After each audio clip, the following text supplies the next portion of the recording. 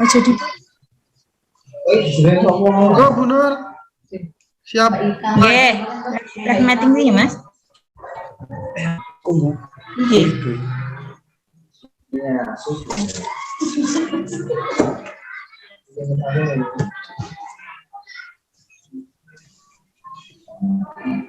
Mulai nggih? Nggih, silakan. Ya.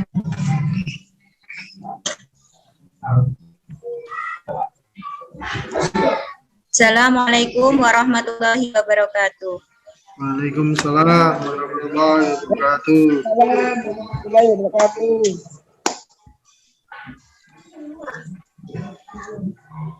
Yang terhormat Bapak Kepala Sekolah SDN Gunggang 1 dan yang kami hormati Bapak Kepala Sekolah 1 Gugus Gunggang, Kecamatan Poncol, serta teman-teman guru gugus Kecamatan Poncol. Segala puji bagi Allah yang Maha Kuasa, yang mana pagi hari ini telah memberi rahmat serta hidayahnya, sehingga kami dapat melaksanakan tugas kami yang sekarang ini mau menyampaikan materi budaya positif, tugas dari calon guru penggerak Angkatan 4 Kabupaten Magetan. Saja ini nanti materi akan saya sampaikan, kami berdua bersama Ya Ristanto dan saya sendiri Bu Nur Muzayana. Kami berdua calon guru penggerak Angkatan 4 Kabupaten Magetan. Dan kali ini nanti kami akan menyampaikan materi tentang budaya positif. Langsung saja ya Bapak Ibu, kami akan menyampaikan modul 1.4 tentang budaya positif.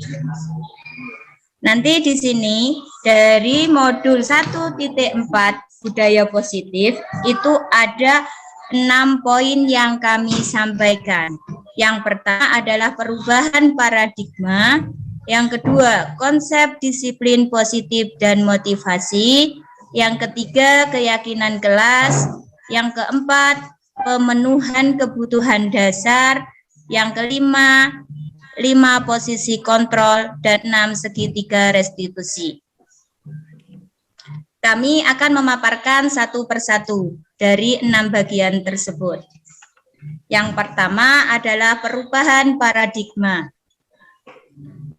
Ilusi guru mengontrol murid. Pada dasarnya kita tidak dapat memaksa murid untuk berbuat sesuatu jikalau murid tersebut memilih untuk tidak melakukannya. Teori kontrol menyatakan bahwa semua perilaku memiliki tujuan, bahkan terhadap perilaku yang tidak disukai. Itu adalah ilustrasi guru mengontrol murid. Terus dilanjutkan dengan apa yang kedua, ilusi bahwa semua penguatan positif efektif bermanfaat. Jadi penguatan positif atau bujukan adalah bentuk-bentuk kontrol segala usaha untuk mempengaruhi murid agar mengulangi suatu perilaku tertentu. Dalam jangka waktu tertentu, kemungkinan murid tersebut akan menyadarinya dan mencoba untuk menolak bujukan kita.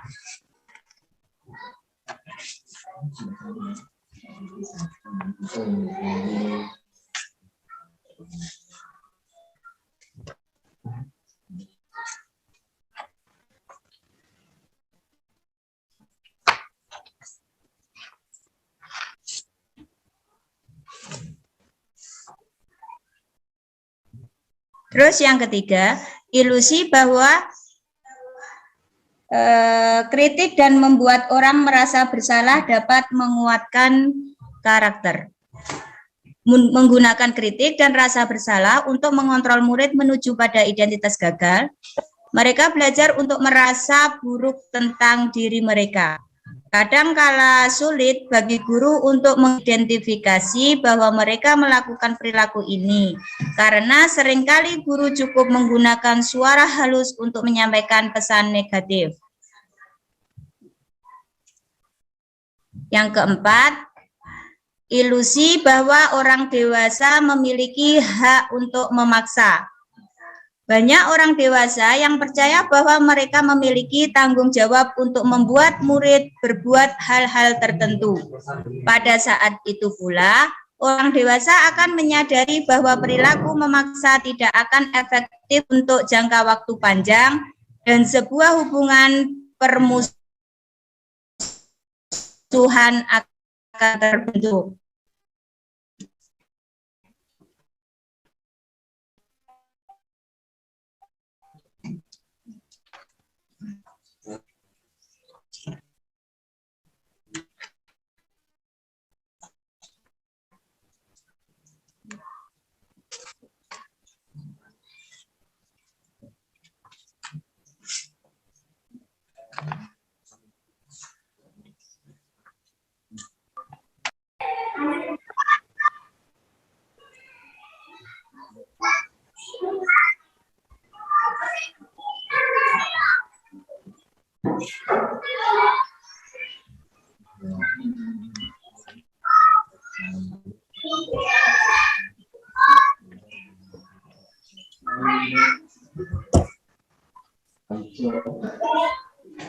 Halo, Bu.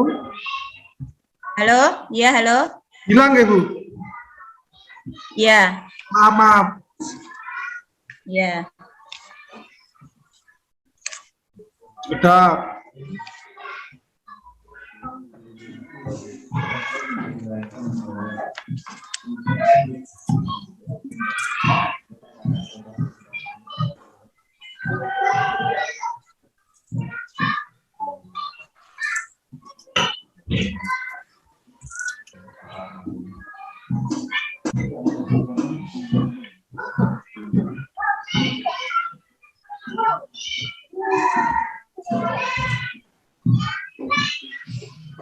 Bon, Bu.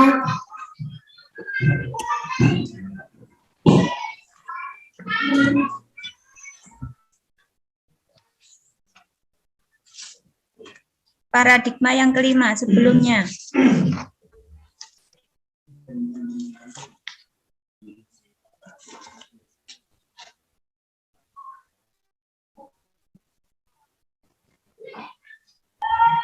Niki sampun. Belum, sebelumnya. Ya, 4 ke 5. Pun Ya. kemampat. Nggih. Ya. Jadi, stimulus respon lawan teori kontrol itu adalah pandangan tentang dunia. Jadi, stimulus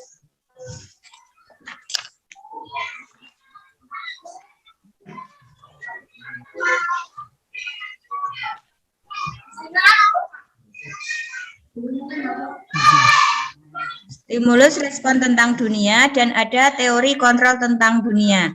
Jadi realitas atau kebutuhan kita bersama itu kalau menurut teori kontrol tentang dunia yaitu realitas kebutuhan kita berbeda. Semua orang melihat hal yang sama. Tapi kalau menurut teori kontrol tentang dunia, setiap orang memiliki gambaran berbeda. Sedangkan stimulus respon tentang kita mencoba mengubah orang agar berpandangan sama dengan kita. Kalau menurut teori kontrol tentang dunia, kita berusaha memahami pandangan orang lain tentang dunia. Sedangkan perilaku buruk dilihat sebagai suatu kesalahan, itu kalau menurut teori kontrol tentang dunia, semua perilaku memiliki tujuan. Orang lain bisa mengontrol saya. Menurut teori kontrol tentang dunia, hanya Anda yang bisa mengontrol diri Anda. Saya bisa mengontrol orang lain. Anda tidak bisa mengontrol orang lain. Pemaksaan ada pada saat rujukan gagal. Menurut teori kontrol tentang dunia, kolaborasi dan konsensus penciptaan pilihan-pilihan baru. Sedangkan stimulus respon tentang dunia, model berpikir menang atau kalah. Jadi kalau menurut teori kontrol dunia, itu model berpikir menang.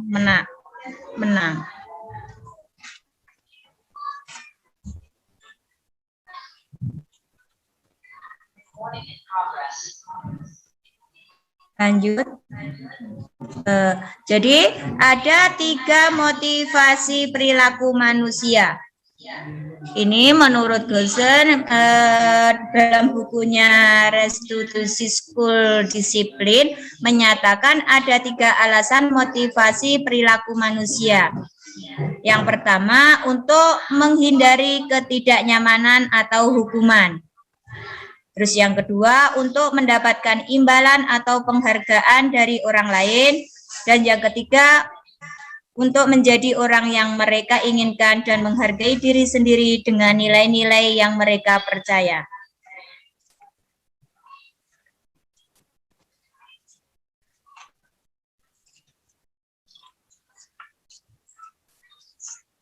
Jadi kita melangkah ke keyakinan kelas. Jadi kalau dulu kita itu selalu berpacu pada aturan yang ada, akan tetapi dalam kali ini kami sebagai calon CGB akan merubah menjadi sebuah keyakinan kelas. Jadi apa yang anak inginkan biar menjadi anak itu lebih baik dalam belajar untuk memerdekakan dirinya dan untuk menjadi karakter yang baik. Jadi keyakinan kelas itu yang pertama adalah keyakinan kelas bersifat lebih abstrak daripada peraturan yang lebih rinci dan konkret. Kedua, keyakinan kelas berupa pernyataan-pernyataan universal. Yang ketiga, pernyataan keyakinan kelas senantiasa dibuat dalam bentuk positif. Yang keempat, keyakinan kelas hendak tidak terlalu banyak, sehingga mudah diingat dan dipahami oleh semua warga kelas. Yang kelima, keyakinan kelas sebaiknya sesuatu yang akan dapat diterapkan di lingkungan tersebut. Yang keenam, semua warga kelas hendaknya ikut berkontribusi dalam pembuatan keyakinan kelas lewat kegiatan curah pendapat.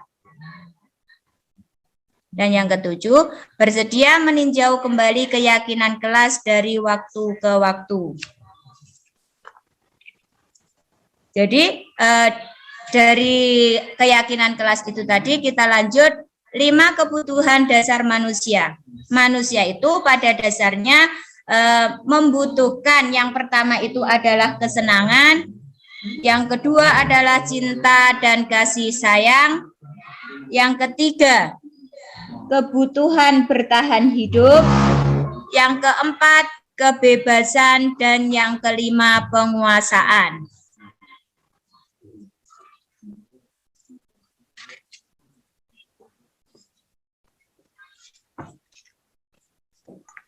Mungkin selanjutnya kalau Bu. Ya, jadi selanjutnya itu tadi yang kami sampaikan, sampai 5 kebutuhan dasar dari manusia setelah kita membuat keyakinan kelas itu. Mungkin dari materi kami ini akan dilanjutkan oleh Pak Setia Ristanto. Monggo Pak Setia Ristanto. Ya, Bu Nurmizaina, terima kasih atas kesempatan yang telah diberikan. Saya di sini akan melanjutkan memaparkan materi lanjutan, yaitu yang kelima kalau nggak salah, ini tentang 5 posisi kontrol. Posisi kontrol menurut Diana Dosen itu ada 5. Pengertian dari posisi kontrol itu sendiri yaitu guru perlu meninjau kembali penerapan disiplin di dalam ruang-ruang kelas bersama ini. Apakah efektif, sudahkah memerdekakan dan memandirikan murid, bagaimana dan mengapa. Melalui serangkaian riset itu Gosen berkesimpulan ada 5 posisi kontrol yang diterapkan oleh seorang guru ataupun orang tua, ini tidak hanya guru atau atasan juga bisa juga dalam melakukan posisi kontrol ini. Pada dasarnya posisi kontrol itu dilakukan pada posisi kontrol sosial, bisa juga dalam lembaga, bisa juga dalam komunitas ataupun yang lainnya. Nah, kelima posisi kontrol itu yang pertama adalah sebagai penghukum. Nah, terus ada juga yang pembuat merasa bersalah. Terus ada sebagai teman, sebagai monitor atau pemantau, dan yang terakhir ada sebagai manajer. Penjelasan lebih lanjutnya kita lihat di slide berikutnya. Nah, yang pertama yaitu posisi kontrol sebagai penghukum. Seorang penghukum biasanya menggunakan hukuman fisik maupun verbal. Verbal itu kata-kata ya. Orang-orang yang menjalankan posisi penghukum senantiasa mengatakan bahwa sekolah memerlukan sistem atau alat yang lebih menekan kepada murid lebih dalam lagi. Guru yang menerapkan posisi penghukum biasanya berkata, patuhi aturan ini, patuhi aturan saya, awas kalau begini, atau awas kalau begitu. Kamu selalu saja salah, dan lain sebagainya. Guru seperti ini biasanya senantiasa percaya hanya ada satu cara agar pembelajaran bisa berhasil, yaitu cara dia sendiri, dengan cara menghukum. Nah, selanjutnya ada posisi kontrol yang kedua, yaitu membuat orang merasa bersalah. Pada posisi ini biasanya guru akan bersuara lebih lembut. Pembuat orang merasa bersalah akan menggunakan keheningan yang membuat orang lain merasa tidak nyaman atau bersalah atau rendah diri. Kata-kata yang keluar dengan lembut akan seperti contohnya ya, ibu sangat kecewa dengan kamu. Berapa kali Bapak harus memberitahu kamu ya? Mungkin contohnya seperti itu. Gimana coba kalau orang tua kalian tahu? Mungkin contoh-contohnya seperti itu. Di posisi ini, murid akan memiliki penilaian diri yang buruk tentang diri mereka. Murid merasa tidak berharga dan telah mengecewakan orang-orang yang disayanginya. Selanjutnya kita ketiga, yaitu posisi kontrol sebagai teman. Guru pada posisi ini tidak akan menyakiti murid, namun akan tetap berupaya mengontrol murid melalui persuasi, melalui ajakan, melalui bujukan. Posisi teman pada guru bisa negatif atau positif. Positif di sini berupa hubungan yang baik terjalin antara guru dan murid. Di posisi teman menggunakan hubungan baik dan humor untuk mempengaruhi seseorang. Biasanya diajak bercanda. Mereka akan berkata, ayolah, bantulah Bapak ya. Atau dengan contoh-contoh yang lain. Hal negatif dari posisi teman adalah bila suatu saat guru tersebut tidak membantu, maka murid akan kecewa dan mungkin akan berkata, saya pikir ibu teman saya, jadi bisa jadi tidak sesuai dengan harapan, akhirnya kecewa. Nah, itu untuk yang posisi kontrol sebagai teman. Ada lagi selanjutnya yang keempat, yaitu sebagai posisi kontrol sebagai monitor atau pemantau. Memonitor berarti mengawasi. Pada saat kita mengawasi, kita bertanggung jawab atas perilaku orang yang kita awasi. Posisi pemantau berdasarkan pada peraturan dan konsekuensi. Nah, dengan menggunakan sanksi atau konsekuensi, kita dapat memisahkan hubungan pribadi kita dengan murid. Sebagai seseorang yang menjalankan posisi pemantau, pertanyaannya biasanya adalah, yo, peraturannya apa? Apa yang telah kamu lakukan, sanksi atau konsekuensi apa yang harus kalian dapatkan. Seorang pemantau sangat mengendalikan perhitungan, catatan, data yang dapat digunakan sebagai bukti atau perilaku seseorang. Posisi ini akan menggunakan biasanya menggunakan stiker, slip, catatan, daftar cek tentang aktivitas siswa. Posisi monitor sendiri berawal dari teori stimulus respon. Kita kembali stimulus respon itu yang di awal tadi. Nah, selanjutnya kita masuk kepada posisi kontrol yang terakhir, yaitu sebagai manajer. Posisi terakhir adalah manajer, posisi sebagai mentor, di mana guru berbuat bersama dengan murid, mempersilahkan murid mempertanggungjawabkan perilakunya, mendukung murid agar dapat menemukan solusi atas permasalahan yang dihadapinya sendiri. Sehingga manajer telah memiliki keterampilan di posisi teman maupun pemantau. Dengan demikian, bisa jadi di waktu tertentu kembali kepada kedua posisi tersebut bila diperlukan. Namun bila kita menginginkan murid-murid kita menjadi manusia yang merdeka, mandiri dan bertanggung jawab, maka kita perlu mengacu kepada restitusi. Restitusi nanti kita pada materi yang selanjutnya, yang dapat menjadikan murid kita menjadi seorang manajer bagi dirinya sendiri. Jadi bisa mengontrol dirinya sendiri. Nah, selanjutnya kita ke materi berikutnya, yaitu tentang segitiga restitusi. Restitusi sendiri memiliki arti ganti kerugian atau ganti rugi yang diberikan pada korban atau keluarganya oleh pelaku atau pihak ketiga. Itu secara, kalau ini saya lihat di KPBI artinya seperti itu. Ada juga yang istilah restitusi ini ada berarti berhubungan dengan perpajakan. Saya jadi. It's hard, Daddy.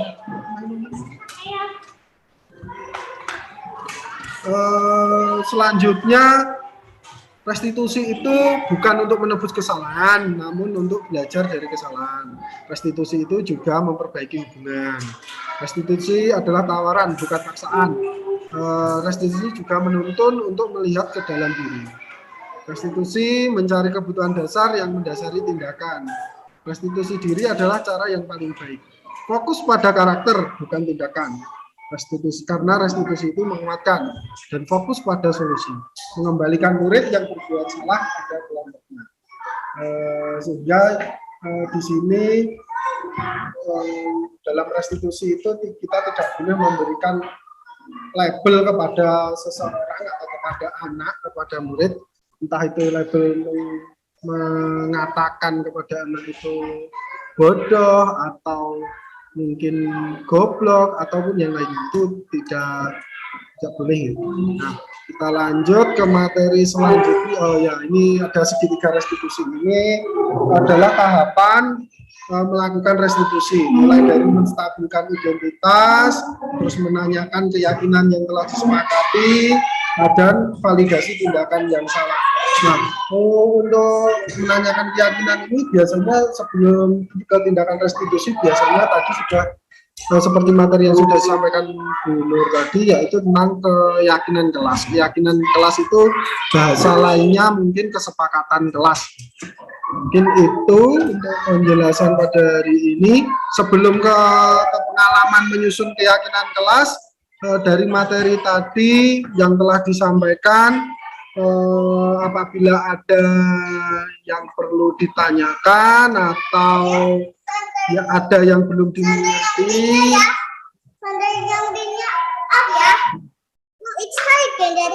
yes. Monggo silahkan yang ingin bertanya.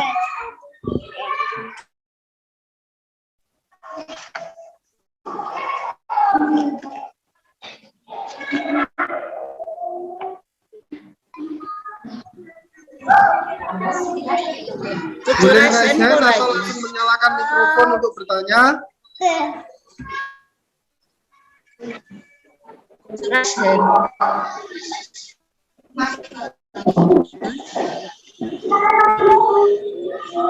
Ada Pak, dari saya. Bapak menjelaskan tentang berapa posisi dalam pembelajaran. Yang ingin saya tanyakan, posisi kontrol mana yang terbaik yang bisa kita gunakan dalam pembelajaran? Terima kasih atas pertanyaannya. Ditampung dulu, kita lanjut ke penanya yang lain. Monggo, silakan.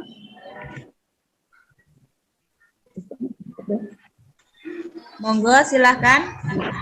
Pertanyaan yang kedua. Terima kasih, Bapak. Saya masuk, suaranya masuk toh? Iya, ya. Saya mau menanyakan ini Bapak tentang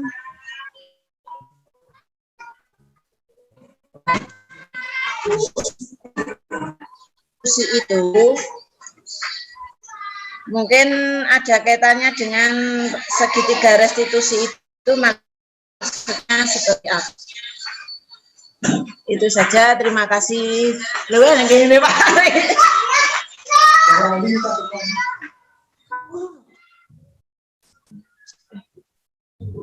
Selanjutnya, monggo pertanyaan ketiga.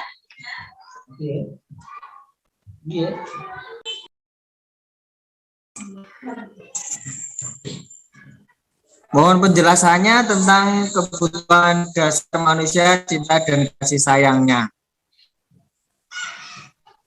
Terima kasih atas pertanyaannya. Penjelasannya tentang kebutuhan dasar manusia, cinta dan kasih sayang. Terima kasih. Ya, terima kasih dari Pak Sis. Sudah berapa penanya, Bu Nur? Itu 1, 2, 3, baru 3. Siapa lagi? Masih. Kesepakatan kelas. Assalamualaikum. Ya, waalaikumsalam. Silakan Bu Ika. Saya mau bertanya, mengapa kesepakatan kelas bukanlah sama dengan tata tertib? Ya, nanti kami akan menjelaskan. Waalaikumsalam.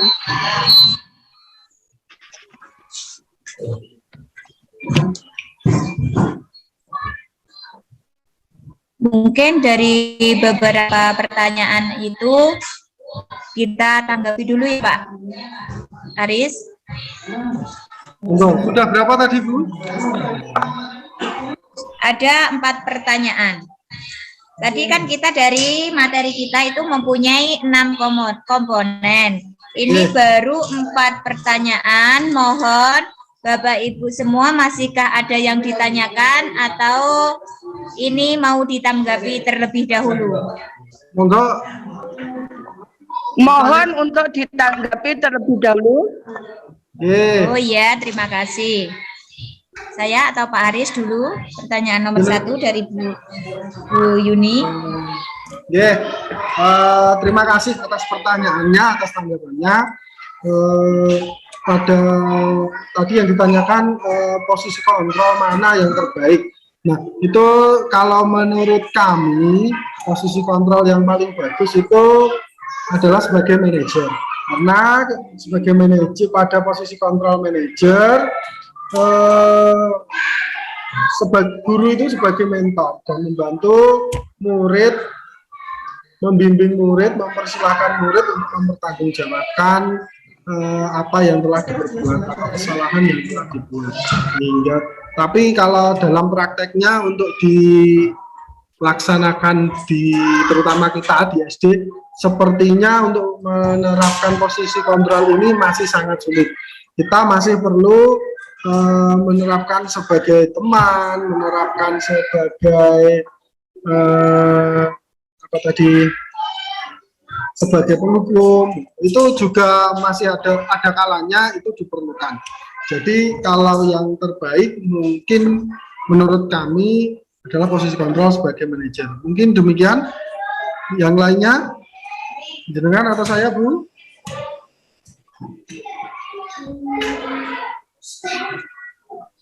Ya, oke, terima kasih atas jawabannya. Terima kasih, Bu. Ya, terima kasih Bu Yuni atas pertanyaannya, dan begitu kami jawaban yang disampaikan oleh Bapak Setia Ristanto sudah bisa dimengerti.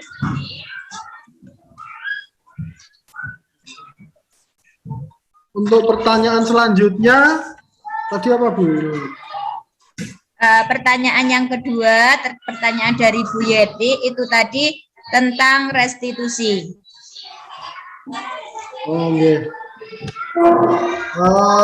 Sekalian saya dulu, ya. Nanti yang dua jenengan. Iya.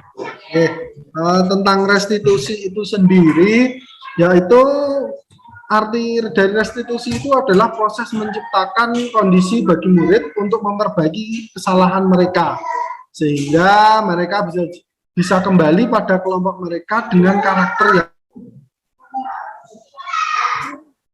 maaf ya, putus lagi.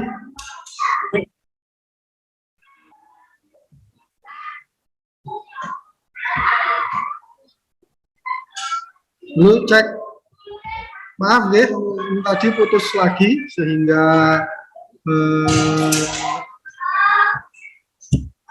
pertanyaan tadi belum terjawab dengan sepenuhnya. Tes terdengar gak nih?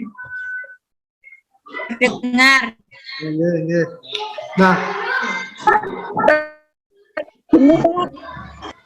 restitusi itu sendiri terdiri dari ada 3 tahapan seperti yang ada di layar tadi, yaitu terdiri dari menstabilkan identitas, kemudian validasi tindakan yang salah, dan yang terakhir menanyakan pada keyakinan. Menstabilkan identitas ini maksudnya biasanya orang bersalah itu langsung dicap sebagai orang yang salah, tapi kita tidak boleh melakukan seperti itu karena kita perlu menstabilkan identitasnya, yaitu dengan cara tidak dibully, tidak diintimidasi atau yang lainnya. Terus kemudian validasi tindakan yang salah, yaitu menanyakan kepada anak itu tentang apa yang telah dilakukan, memastikan kepada apa yang dilakukan anak itu, tindakan yang dilakukan anak itu melanggar kesepakatan yang telah disepakati. Dan yang terakhir itu menanyakan keyakinan, menanyakan kepada kesepakatan yang telah disepakati. Kesepakatannya apa? Padahal kalian sudah boleh, kalian kemarin sempat menyepakati apa saja. Nah, itu jadi ketika melanggar itu menanyakan kesepakatan yang telah disepakati bersama. Mungkin nanti lebih jelasnya bisa kami menunjukkan pengalaman kami melakukan atau mempraktekkan budaya positif ini, mulai dari membuat kesepakatan kelas sampai ada siswa yang melanggar dan akhirnya kita melakukan restitusi. Mungkin itu.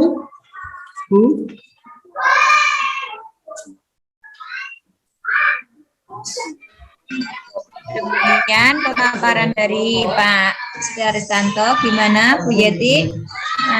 Sudah jelas atau Terima kasih atas penjelasannya. Terima kasih juga atas pertanyaannya, Bu. Terima kasih. Ya. Terima kasih. Berarti kita lanjutkan ke pertanyaan yang ketiga dari Pak Siswanto, yaitu tadi tentang kebutuhan dasar manusia, tentang cinta dan kasih sayang. Mungkin dari situ saya sendiri, Nur Muzayana, akan mencoba menjelaskan apa yang ditanyakan menurut pengalaman kami.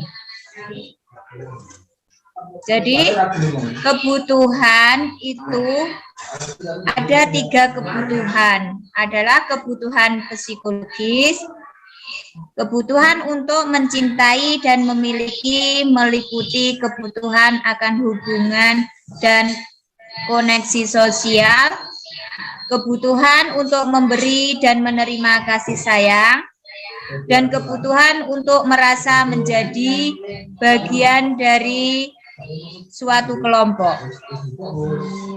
Jadi kebutuhan ini juga meliputi keinginan untuk tetap terhubung dengan orang lain, seperti teman, keluarga, pasangan hidup, teman kerja, binatang, pemeliharaan, dan kelompok di mana kita bergabung.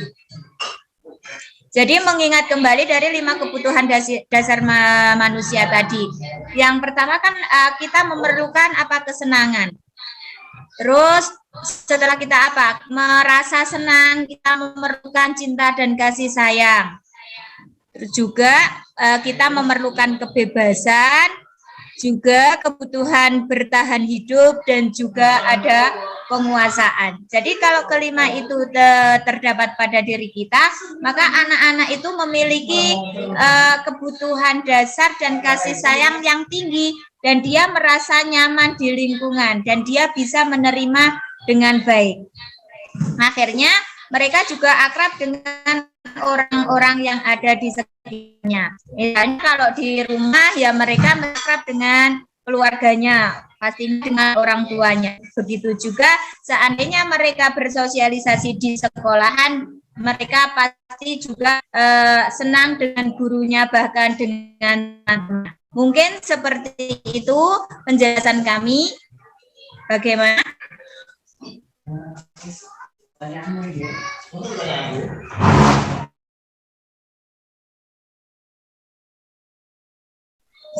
Ya, Bu Nur, sudah cukup jelas. Terima kasih. Ya, terima kasih kembali atas pertanyaannya. Dan sekarang dilanjutkan untuk pertanyaan yang keempat dari Bu Ika. Dari Bu Ika tadi ditanyakan tentang apa? Mengapa kesepakatan kelas bukan kita bukan mengikuti lagi dengan tata tertib seperti itu? Ini saya atau Pak Aris yang mau menjelaskan?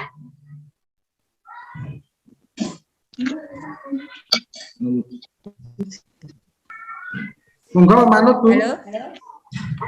Halo. Oke. Coba saya akan menjawab terlebih dahulu, nanti Pak Aris bisa jawabkan. Jadi suatu keyakinan kelas akan lebih memotivasi seseorang dari dalam atau memotivasi secara intrinsik. Seseorang akan lebih tergerak dan bersemangat untuk menjalankan keyakinannya daripada hanya sekedar mengikuti serangkaian peraturan.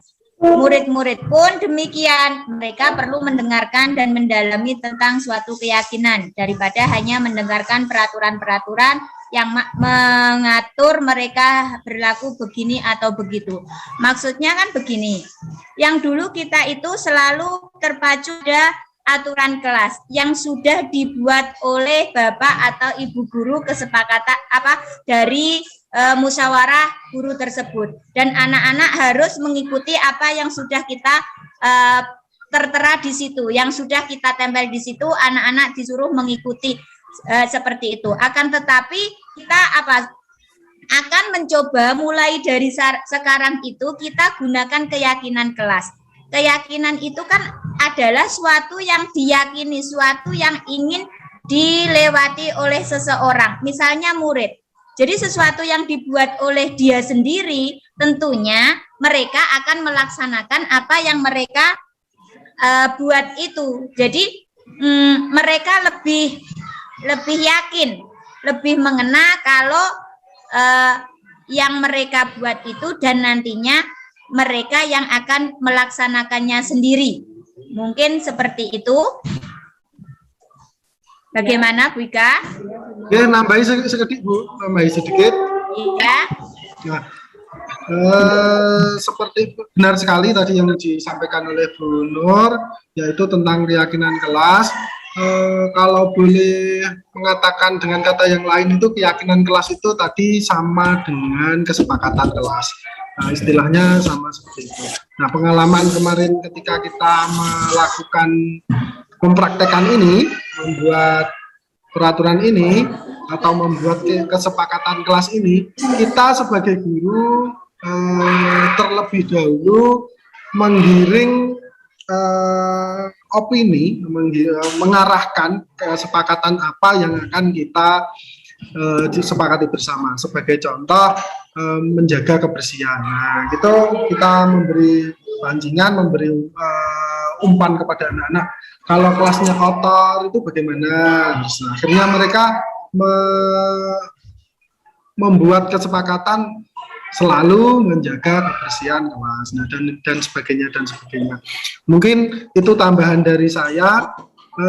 Oh ya, tambahan lagi, kalau terjadi kesepakatan seperti itu, kemungkinan anak lebih termotivasi untuk tidak melanggar. karena dia ketika sudah membuat kesepakatan kelas itu saja, anak yang sebagai contoh, anak yang suka jahil itu sudah waduh, terus gak oleh ngene, gak oleh jahili koncone. Nah, mungkin sebagai contoh seperti itu. Jadi paling tidak ada rem lah bagi diri anak itu untuk melanggar kesepakatan. Tapi kalau bentuknya hanya tata tertib, saya kira anak itu juga belum tentu membaca tata tertib juga, jadinya kadang lupa atau entah bagaimana, kan namanya juga anak. Nah, mungkin itu tambahan dari saya.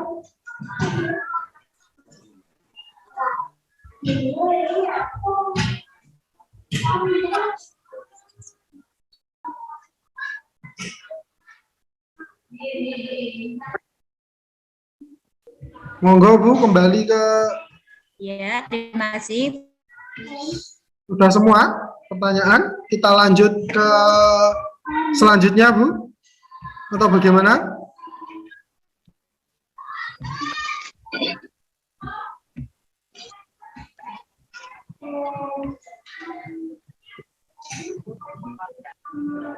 Halo, cek. Ya, terima kasih Bika. Semoga kita semua kedepannya bisa menerapkan kesepakatan kelas. Selanjutnya Pak Aris, kita pertanyaan lagi atau kita menampilkan apa yang sudah kita laksanakan, yang sudah kita praktekkan dari materi yang kita pelajari ini. Ya, boleh Bu. Nah,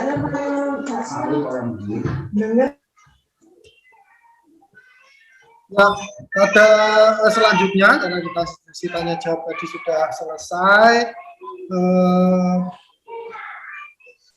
kami akan menyampaikan tentang pengalaman kami ketika melakukan menyusun keyakinan kelas dan melakukan tindakan restitusinya ketika ada anak yang melanggar keyakinan kelas tersebut. Nah, ini kok nggak bisa, saya buat hyperlink tapi nggak bisa. Nah, ini foto-fotonya dulu. Ini foto proses ketika kami membuat kesepakatan kelas. Jadi dibuat melingkar, murid kami ada cuma 6 murid. Mereka menulis sendiri, mereka mengungkapkan pendapatnya sendiri. Kita sebagai guru hanya memberikan masukan dan saran bagaimana baiknya. Jadi kita merdeka untuk mengemukakan pendapat. Selanjutnya, nah ini ketika anak-anak membuat kesepakatan kelas, ini juga ini kami tambahi anak-anak menandatangani kesepakatan kelas tersebut dan selanjutnya nanti akan ditempelkan di papan. Nah, ini hasil dari kesepakatan kelas 6. Nah, kemudian ditempelkan di kelas dan selanjutnya kesepakatan kelas itu dibacakan. Mungkin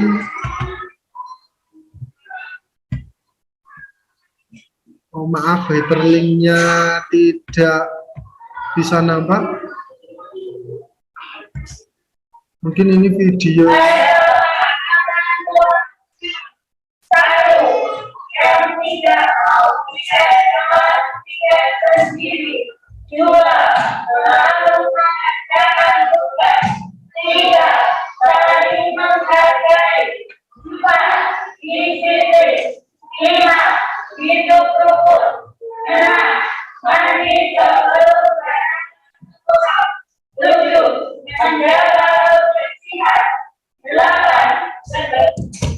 Untuk videonya kok sepertinya terjadi error, mungkin nanti bisa saya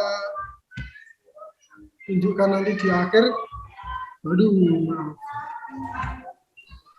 Nah, saya tunjukkan lagi videonya di akhir. Tidak tampak Pak Guru.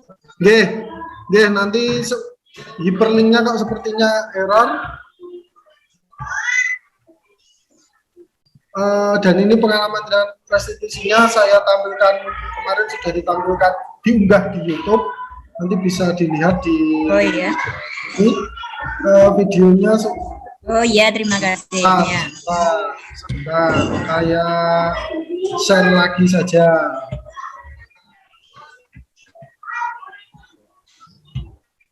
Saya share screen.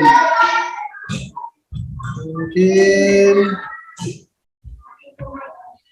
video. Nah, ini video ketika mulai terlihat ya.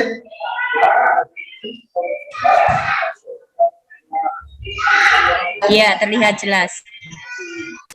Ini ketika kami membimbing anak dalam proses membuat kesepakatan kelas.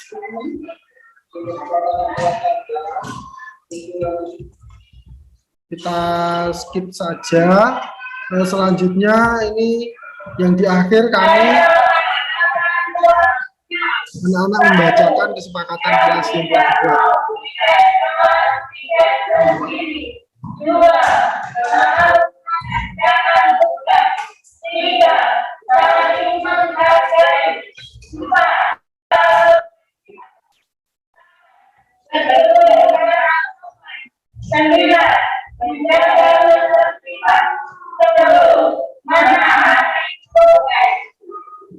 Nah, itu ketika anak membacakan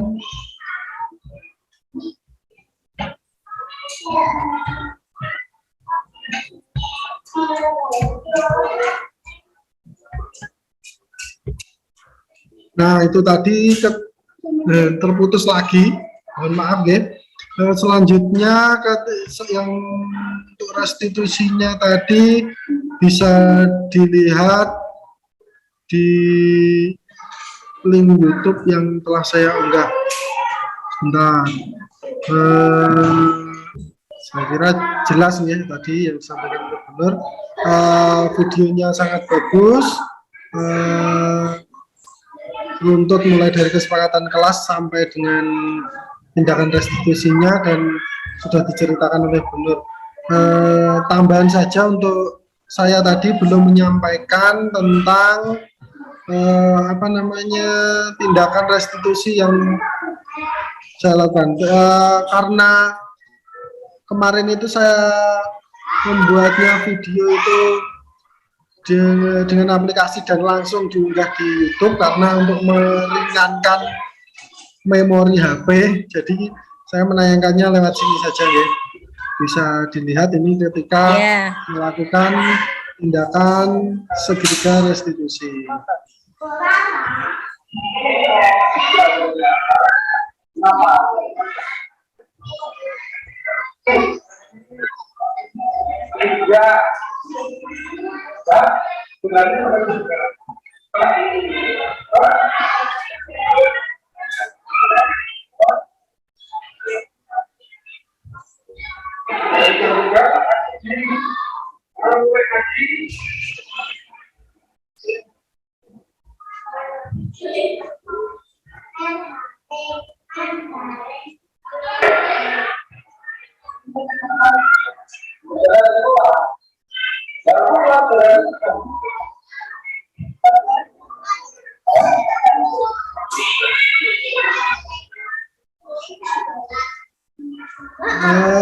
Ini adalah ketika ada dua anak setelah membuat kesepakatan, tidak berapa lama ada dua anak yang tidak mengerjakan PR.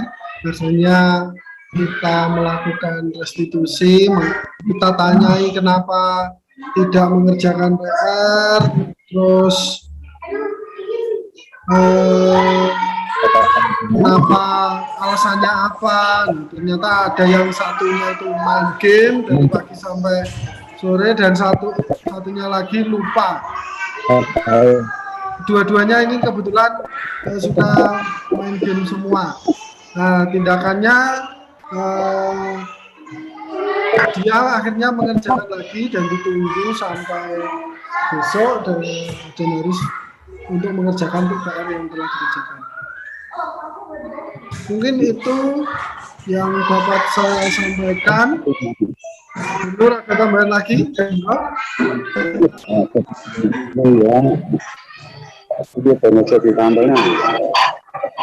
Aku pengen pakai tok. Cukup. Monggo. Kalau gitu kita akhiri saja. Bagaimana? Atau ada tanggapan dari peserta, monggo?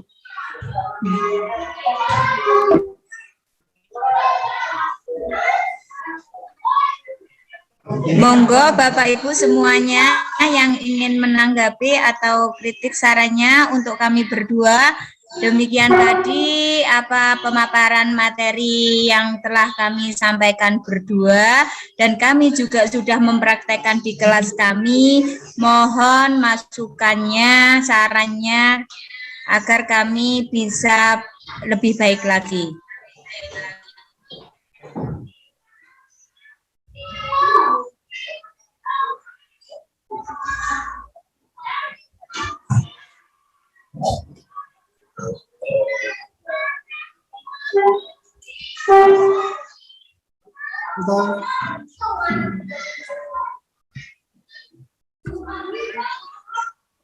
Betul Bu, sampun.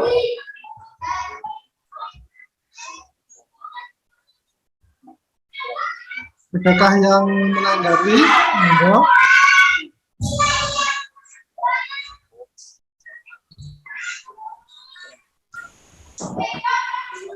Mana ini? Kayaknya Bapak Ibu guru semuanya sudah nggak ada pertanyaan lagi. Kalau tidak ada tanggapan lagi dari Bapak Ibu, semua terima kasih atas kerelaan dan kerelaannya telah mau ikut dalam diseminasi ini. Semoga diseminasi ini dapat bermanfaat dan nantinya pengalaman-pengalaman dan pengetahuan-pengetahuan baru tadi dapat bermanfaat bagi kita semua. Mungkin itu. Semoga ditutup Bu.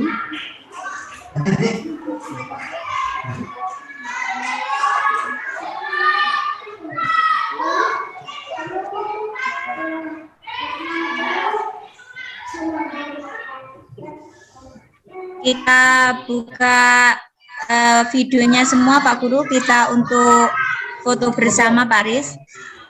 Ya. Kita screenshot ya. Bapak Ibu semua mohon itu videonya dibuka semua. Kami minta untuk foto bersama.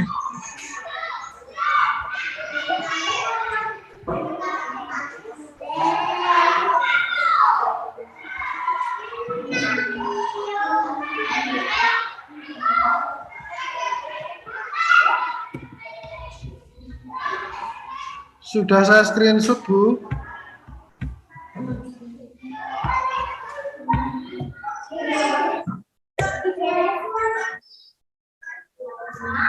Semua dulu Pak Aris ya.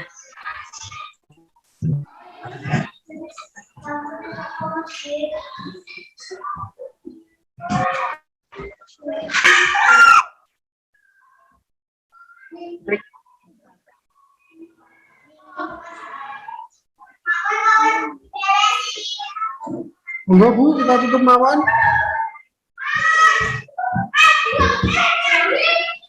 Ya, halo Pak Aris gimana? Ditutup mawon, betul apa-apa. Gitu. Ya.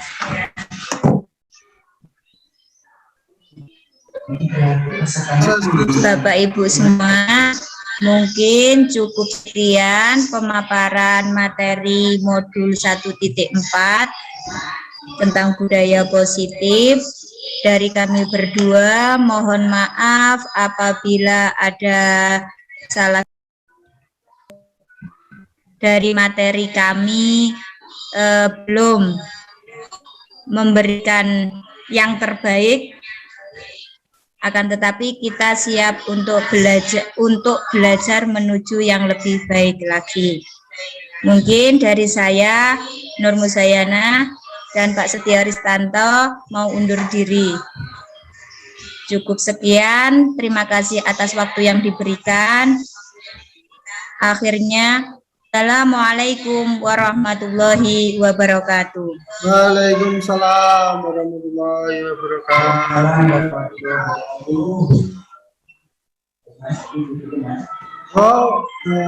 Boleh keluar dari Zoom meeting ini.